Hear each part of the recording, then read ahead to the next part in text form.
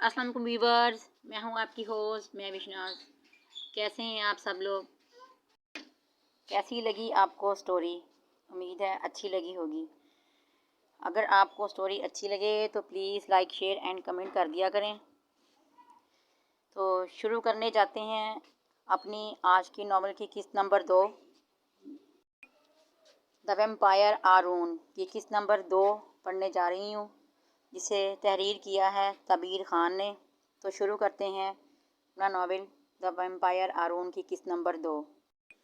अरुण जब घर पहुंचता है तो एक तकलीफ दे मंजर देखकर परेशान हो जाता है। घर का सारा सामान टूटा पड़ा होता है। लॉन्च में फूलों के गुलदान टेबल से गिरे पड़े थे। हर जगह कांच ही कांच पड़ी होती है। डाइनिंग टेबल की चेयर उल्टी पड़ी होती हैं। किचन के सारे बर्तन ज़मीन पर पड़े होते हैं। आसिया उसकी मॉम कहीं नज़र नहीं आती।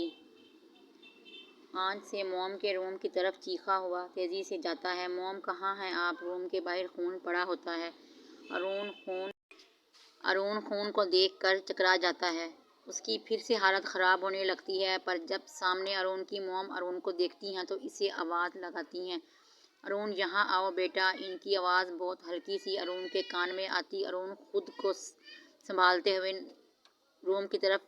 नज़रें रूम की तरफ करता है तो उसकी मॉम के कपड़ों पर खून लगा होता है।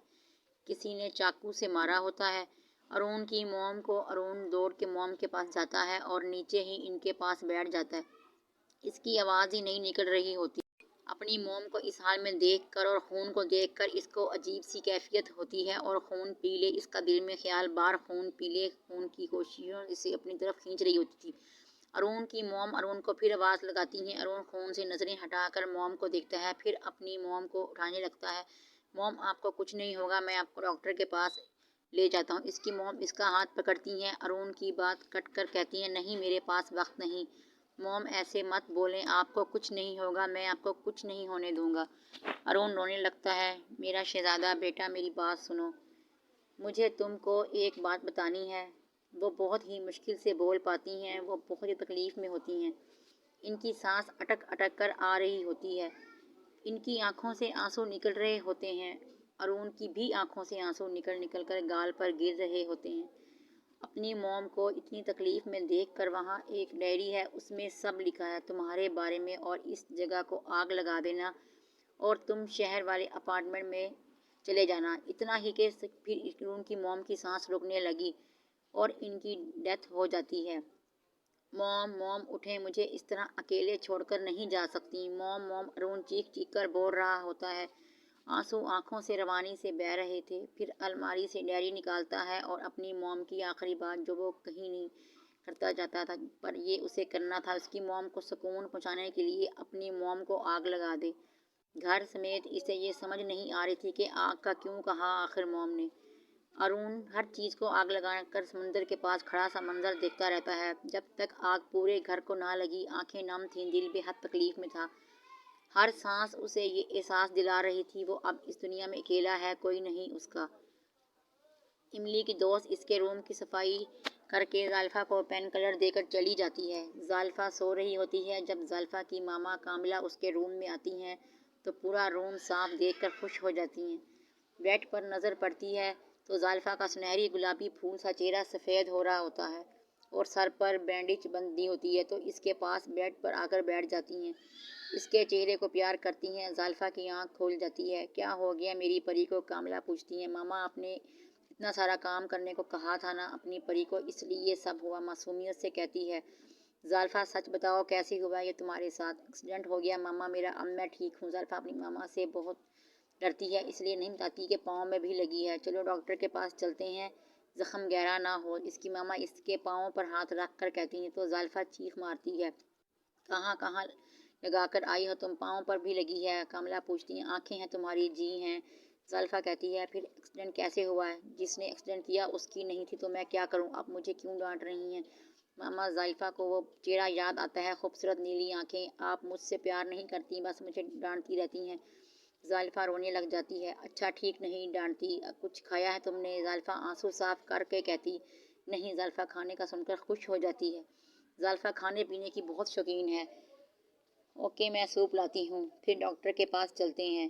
نہیں مجھے سوپ نہیں پینا۔ پھر کیا کھانا ہے؟ کاملہ پوچھتی ہیں۔ نوڈلز، سلاد، جوس اور فروٹ بھی۔ اچھا اور کوئی فرمائش؟ کاملہ بولتی۔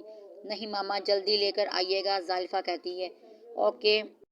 زائلفہ کی ماما روم سے چلی جاتی ہیں۔ کتنا ہینڈسم تھا، وہ کون تھا، وہ کہاں رہتا ہے، کیا نام ہے اس کا، پتہ نہیں، کیا میں اس سے 2 بار مل سکوں گی؟ زائلفہ اس کار والے لڑکے کے بارے میں سوچنے لگتی ہے۔ ارون وہی سمندر کے پاس پتھروں پر بیٹھ جاتا ہے۔ اسے سمندر بہت اچھا لگتا تھا۔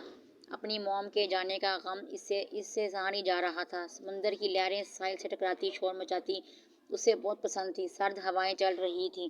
سردی کافی تھی پر اسے آج سردی کا بھی احساس نہیں ہوا۔ آج اسے کچھ اچھا نہیں لگ رہا تھا۔ وہ اپنی موم کے ساتھ سارا رات یہاں آتا تھا۔ اسے سارے منظر یاد آنے لگتے ہیں۔ پھر ڈائری پر نظر پڑتی ہے تو ڈائری کھولتا ہے۔ فرنٹ صفحہ پر ارون اور اس کی موم کی تصویر لگی ہوتی ہے۔ اس کی آنکھوں میں آنسو نکل آتے ہیں۔ پھر آگے کے صفحے کو پڑھنے لگتا ہے۔ میں اور تمہارے ڈیڈ تم مائی سن سے بہت پیار کرتے ہیں۔ میں بھی آپ دونوں سے بہت پیار کرتا ہوں، پر آپ مجھے چھوڑ کر کیوں چلی گئی؟ میں کیسے جیوں گا؟ ارون بہت غم زدہ تھا۔ اس کا اب اس دنیا میں کوئی نہیں تھا۔ آنسو بہہ جا رہے تھے۔ تمہارے ڈیڈ ایک ڈاکٹر تھے، یہ تو تم کو پتہ ہے۔ وہ کے ساتھ ایک سائنٹسٹ بھی تھے۔ شہر میں بہت ویمپائر آ گئے تھے، لوگوں کی جانیں جا رہی تھیں، تو تمہارے ڈیڈ نے ویمپائر کو ختم کرنے کے لیے ایک سیرم بنایا تھا۔ جب ویمپائر آگ پتہ چلا تو ویمپائر نے تمہارے ڈیڈ کو مارنے کی کوشش کی۔ جب وہ ناکام ہو گئے تو ویمپائر آگا نے ایک چال چلی، مجھے ان کی زندگی میں بھیجا تاکہ میں ان کو اپنے پیار کے جادو سے ان سے وہ سیرم حاصل کر سکوں، پر میں ایسا نہ کر سکی کیونکہ مجھے تمہارے ڈیڈ سے پیار ہو گیا تھا اور وہ بھی مجھ کو پسند کرنے لگے تھے۔ میں نے تمہارے ڈیڈ سے شادی کر لی، پر ان کو کچھ نہ بتایا کہ میں ویمپائر ہوں، اور یہ بھی نہیں بتایا کہ میں کس مقصد سے آئی تھی۔ وہاں آگا سمجھ رہے تھے کہ جس مقصد سے مجھے بھیجا ہے میں وہ پورا کرنے میں لگی ہوں۔ پھر کچھ وقت بعد تم پیدا ہوئے تو ہم بہت خوش تھے۔ مجھے ڈر تھا کہ میں تم کو اور تمہارے ڈیڈ کو کھو نہ دوں، اس لیے میں نے تمہارے ڈیڈ کو سب کچھ سچ بتا دیا۔ وہ مجھ سے بہت ناراض ہوئے۔ میں نے ان سے جھوٹ کیوں چھپایا کہ میں ایک ویمپائر ہوں؟ پھر تو ہمارا بیٹا بھی اب ویمپائر ہے کیونکہ تم ویمپائر ہو۔ نہیں ہمارا بیٹا ویمپائر نہیں ہے، انسان ہے کیونکہ وہ ایک انسان کی اولاد ہے۔ لیکن تمہارے ڈیڈ نے کہا ارون انسان تو ہے، تم ایک ویمپائر اور تم ارون کی موم، اس لیے ارون ایک ویمپائر بھی ہے۔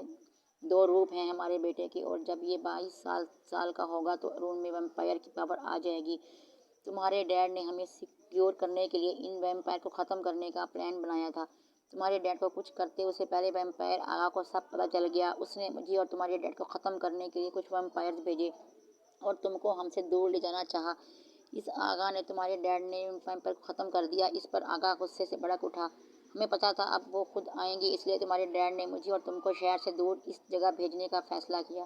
میں نے تمہاری حفاظت کے لیے یہ بات مان لی۔ تم جب 1 سال کے تھے ان کا فیصلہ پر میں تم کو لے کر گھر سے نکلی، پیچھے سے ویمپائر آگا آ گئے، میں نے ان کو دیکھ لیا تھا۔ ویمپائر آگا نے مجھ کو اور تم کو نہیں دیکھا، اور پھر تمہارے ڈیڈ نے اس سیرم کو انجیکشن میں ڈال کر آگا کو لگا دیا۔ آگا ایک پاورفل ویمپائر تھے، ان کو اثر تو ہوا پر یہ اثر چند سالوں میں ختم ہو جاتا۔ باقی ویمپائر نے تمہارے ڈیڈ کو مل کر مار دیا کیونکہ سارے ویمپائر آگا کے بنا کچھ نہیں تھے۔ وہ آگا کا ٹھیک ہونے کا انتظار کر رہے تھے اور ہمیں وہ بھول گئے تھے۔ میں تم کو ان سب سے دور اس گھر میں لے آئی جب تم 10 سال کے تھے، تو مجھے پتہ لگا کہ آگا ٹھیک ہو رہے ہیں، تو میں تم کو لندن لے آئی اور وہ تم کو مجھ سے چھین لیتے اور مجھے مار ڈالتے۔ مجھے یقین نہیں تھا کہ تم ویمپائر بن جاؤ گے 22 کے ہوتے ہی، کیونکہ تم بچپن سے ہی ایک ذہین بچے رہے ہو۔ تمہارا آئی کیو لیول عام انسان سے زیادہ ہے۔ تم خون کو دیکھ کر کبھی کوئی حرکت نہیں کی، نارمل بیہیو کیا، اس لیے مجھے لگتا تھا تم ویمپائر نہیں ہو۔ پر لندن سے ہم واپس آئے تو تم 22 سال کے ہو گئے تھے۔ ایک دن تم روم سے نکل کر رات 3 بجے گھر سے باہر چلے گئے۔ میں کچن میں پانی پی رہی تھی، جب میں نے تم کو جاتا دیکھا۔ تم ایک ویمپائر کے روپ میں تھے، تو مجھے پتہ لگا کہ تم ویمپائر ہو۔ نہیں ایسا نہیں ہو سکتا، میں ویمپائر نہیں ہو سکتا، میں انسان ہوں۔ موم ارون چلاتا اور اپنے دونوں ہاتھوں کی مٹھی بنا کر زور زور سے پتھر پر مارنے لگا۔ ہاتھوں سے خون نکلنے لگتا ہے۔ نہیں میں ویمپائر نہیں، چلاتا ہے پھر سے۔ اپنے اوپر غصہ آنے لگتا ہے۔ میں نے تمہارا پیچھا کیا، تم جنگل کی طرف جا رہے تھے اور وہاں تم نے ایک جانور کو مار کر اس کا خون پیا اور پھر تم اپنے ہوش میں آئے تو تم کے گھر دروازے پر تھے، بس تم کو یہ یاد تھا تم کہیں سے بھاگتے ہوئے آ رہے ہو۔ میں تمہارے پیچھے گھر آ گئی۔ تم ایک ویمپائر ہو میرے پرنس ارون، اور اب تمہاری ساری پاورز تم میں آ گئی ہیں۔ اب تم کو ہر وہ بات یاد آ جائے گی جو تم کو اپنے انسانی روپ میں یاد نہیں ہوتی تھی۔ اب تم کچھ بھی کرو گے ویمپائر روپ میں تم کو سب معلوم ہوگا۔ تم کبھی خون مت پینا بیٹا، یہ مت بھولنا کہ تم ایک انسان کی اولاد ہو۔ سو ویورس، یہ تھی ہماری آج کی قسط نمبر 2۔ امید ہے آپ کو اچھی لگی ہوگی۔ آپ مجھے اجازت دیجیے اور اپنا بہت سا خیال رکھیے گا۔ انشاءاللہ پھر نئی قسط کے ساتھ حاضر ہوں گی۔ اللہ حافظ۔